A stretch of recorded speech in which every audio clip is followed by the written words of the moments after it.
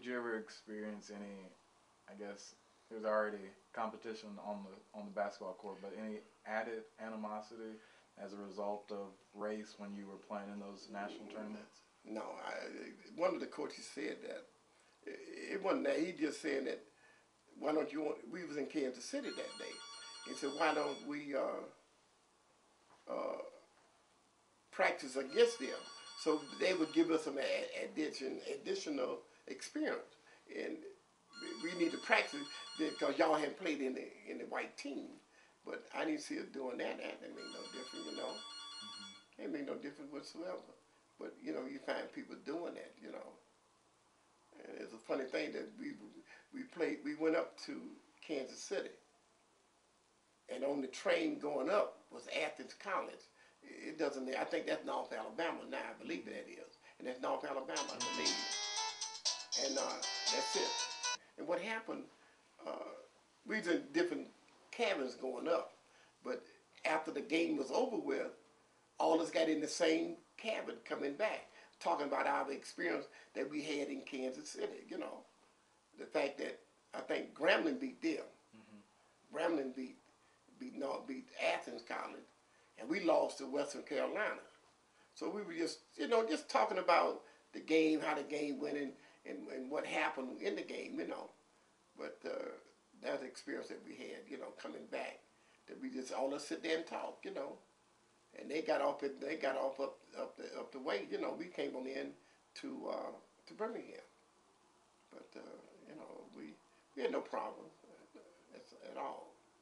We just had a limited amount of money that you can only, you know, we couldn't travel like, you know, we couldn't go off and play 1,000 miles away or something like that. We couldn't do that, so we stayed within our conference, you know, and that's how we played.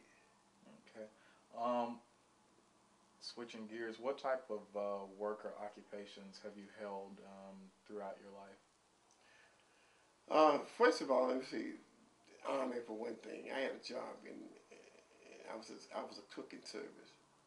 After that, I came out. I worked at the Marita Bakery in Birmingham. Even in college, I worked at Melbourne Paint and Boat Shop. It was on 3rd Avenue down in Midfield. Down below Midfield there. That was the job I had during the school year. But during the summer, I worked with my uncle doing landscape.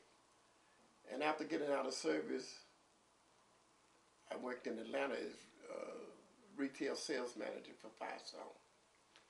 I was with Firestone Tire Company. After Firestone, I went with the TV rental company as assistant manager. I went into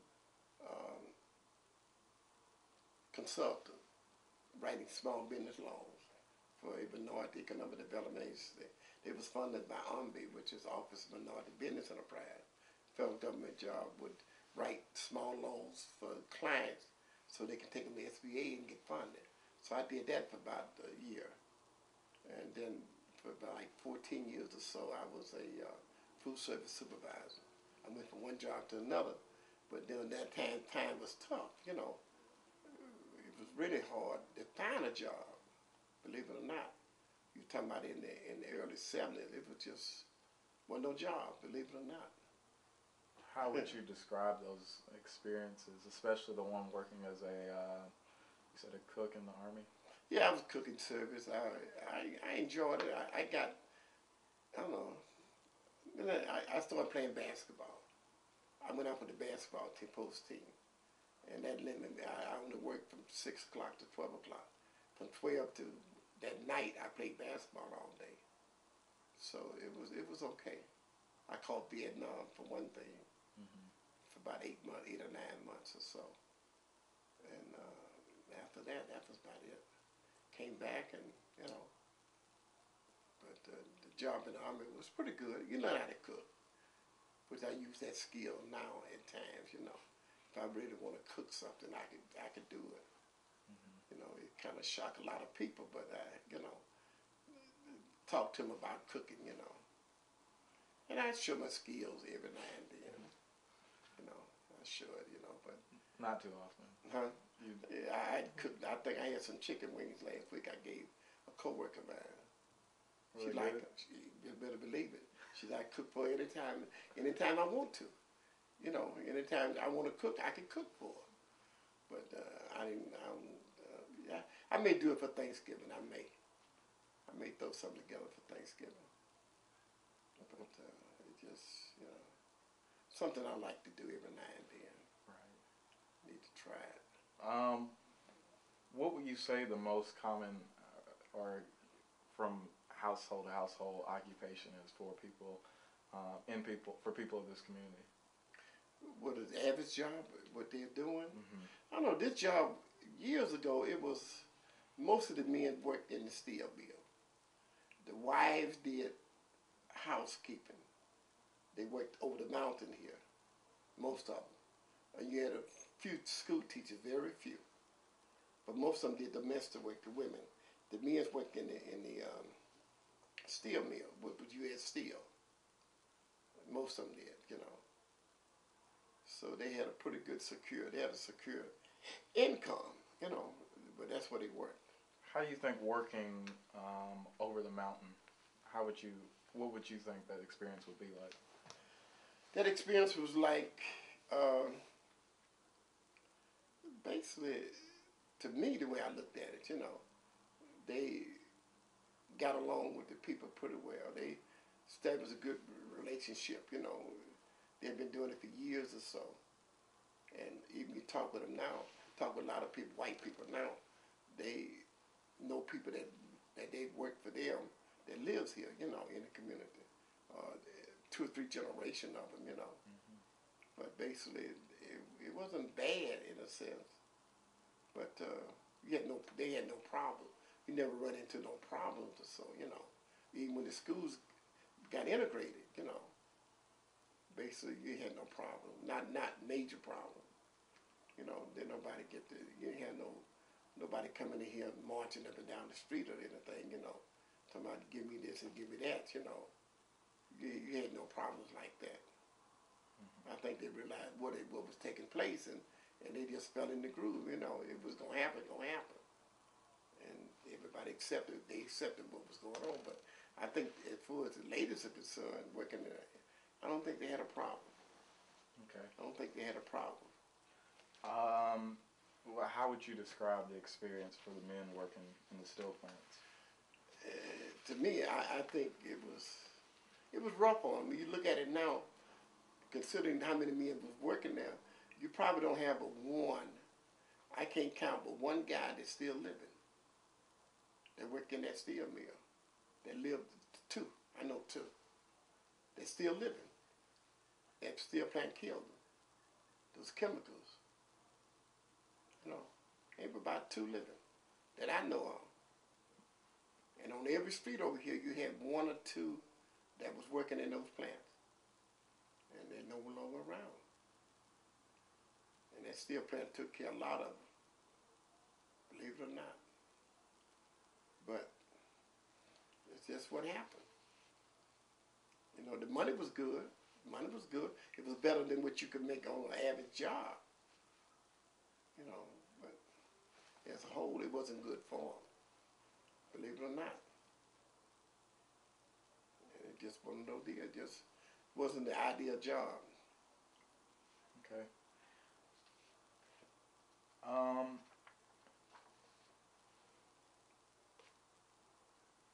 Transportation.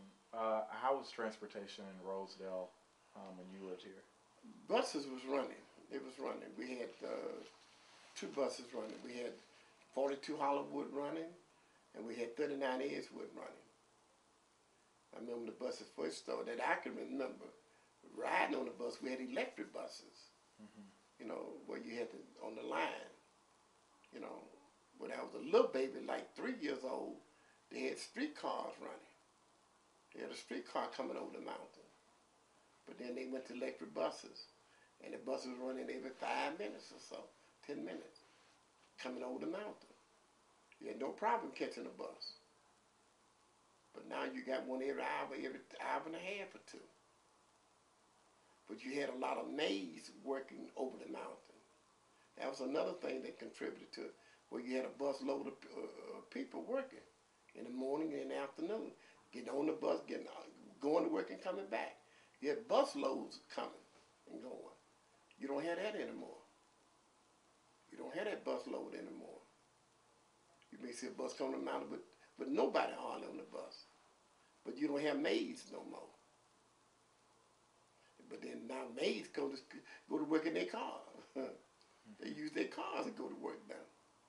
You don't see nobody picking up nobody, very seldom. You see somebody come by picking up somebody. They don't do that anymore. So the whole thing changed around completely. Are there still maids? Very few, very few, very few. Believe it or not. Okay, how would you describe the experience of riding on or using public transportation? I don't know, when I first started, blacks was in the back of the bus. In the back of the bus. And then eventually they moved to the front. They moved to the front and all over the bus, you know. But talking to my mother, when she came here in the 20s, blacks were sitting in the front of the bus. In case you have an accident, they said they get killed first. So you sit in the back of the bus. Then they reversed it. Why do you think they reversed it? I don't know. It just went up there. They found out that wasn't true. But that happened. That was the way they did it. But now you sit in the back. Then they moved the sign. It depends on what bus you get on. You move the sign. You keep moving it back. The more whites got on the bus, the further back you move the sign. So you may move the sign to the one seat back there. But in order to get on the bus, if the bus is crowded, everybody's standing up in the bus to keep from coming in the front of the bus. You put your money in the drawer and walk around and pull the door open and get on the back. In some cases, you may not get to the back of the bus drive on off. It happened. But he would open the door and let you get in the back. And everybody's standing up on the bus. You sitting on that motor back there, on that one seat. And it's been known time where the bus driver get up and tell you to move. He come back and move the seat. He keep moving it back further and further. That used to happen. How does that feel? You know, it make you less than a person, really, you know, that you got to sit to the back of the bus like that. You know, it shouldn't have been that way. Because you paid your money like everybody else paid theirs to ride the bus. But that would happen, though. That would happen. And nothing you could do about it. But things change. Change for the better, really.